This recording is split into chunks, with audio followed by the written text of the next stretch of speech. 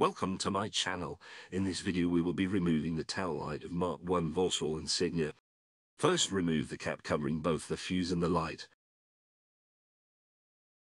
Then remove the boot lid seal to get a better access to the light screws.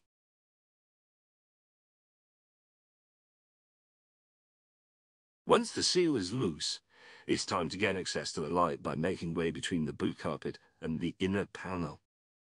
This will enable you to get access to the light screws.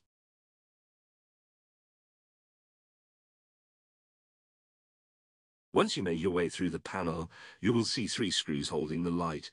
You can unscrew them with your hand, but if it's tightly screwed, you can use an 8mm to remove it. The screws are made of plastic and they are bound to break due to many reasons.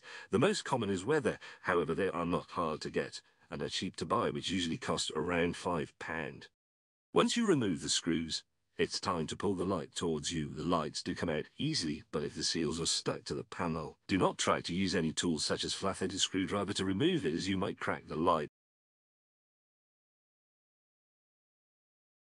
Now pull the red pin up to unlock the connector.